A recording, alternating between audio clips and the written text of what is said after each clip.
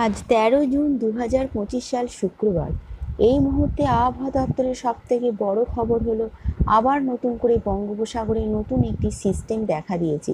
অর্থাৎ নিম্নচাপ তৈরির সম্ভাবনা রয়েছে আগামী ১৬ থেকে ১৭ তারিখের মধ্যে।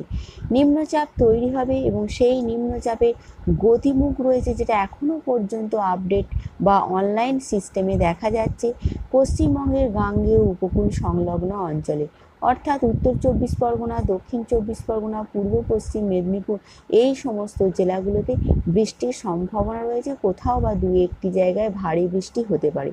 অর্থাৎ এটাই মূল কথা হলো যে আবার কিন্তু বঙ্গোপসাগরে নিম্নচাপ, যার ফলে দক্ষিণবঙ্গে কিছুটা হলেও বৃষ্টি আসছে। আর বৃষ্টি আসছে মানে কিছুটা হলেও শান্তির নিঃশ্বাস ফেলবে বঙ্গবাসী। এই মুহূর্তে কোন কোন জেলায় ভারী বৃষ্টির সম্ভাবনা রয়েছে, কোথায় হালকা বৃষ্টি হবে, কেমন থাকবে উত্তরবঙ্গ দক্ষিণবঙ্গের আবহাওয়া, সেটাই আপনাদের জানাবো। এবং এই নিম্নচাপের সঙ্গে বর্ষা ঢোকার কতটা সম্পর্ক রয়েছে, কবে দক্ষিণবঙ্গে দক্ষিণ পশ্চিম মৌসুমি বায়ুর আগমন ঘটবে, সেটাও আপনাদের জানাবো। এবং সবশেষে দেখে নেব আজ এবং আগামীকালের আবহাওয়া, বৃষ্টির সম্ভাবনা কি আদৌ রয়েছে, আবহাওয়া দপ্তর কী বলছে, সেটাও আপনাদের জানাবো। প্রথমেই আসছি বৃষ্টি প্রসঙ্গে। বঙ্গোপসাগরে যে নিম্নচাপ তৈরি হয়েছে, সেই নিম্নচাপের ফলে পশ্চিমবঙ্গ এবং বাংলাদেশে বেশ কিছুটা বজ্র বিদ্যুৎ সহ ঝড় বৃষ্টির পূর্বাভাস দিয়েছে আবহাওয়া দপ্তর। অর্থাৎ প্রচণ্ড গরমের হাত থেকে নিষ্কৃতি পেতে চলেছে বঙ্গবাসী। কবে আসছে বৃষ্টি? বৃষ্টি আজ থেকে আগামী ৪ দিন হলুদ সতর্কতা জারি করেছে আবহাওয়া দপ্তর। অর্থাৎ বৃষ্টির সম্ভাবনা রয়েছে।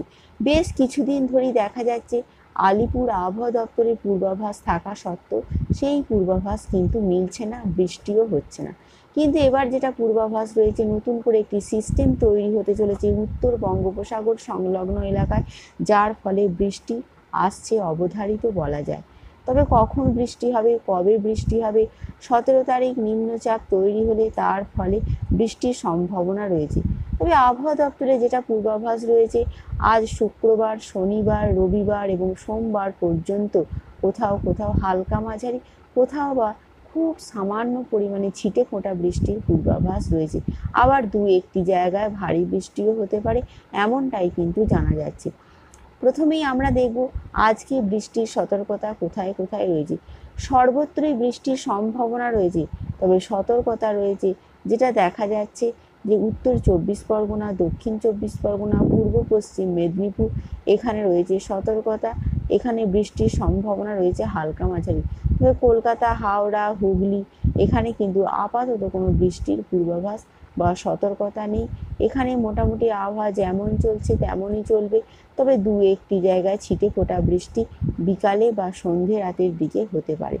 অন্যদিকে পশ্চিমাঞ্চলের জেলাগুলোতে পূর্ব বর্ধমান, পশ্চিম বর্ধমান এবং বাঁকুড়া, পুরুলিয়া এই সমস্ত জেলাগুলোতে বৃষ্টির সম্ভাবনা আপাতত নেই, তবে গরম কিছুটা বাড়বে, এমনটাই রয়েছে পূর্বাভাস।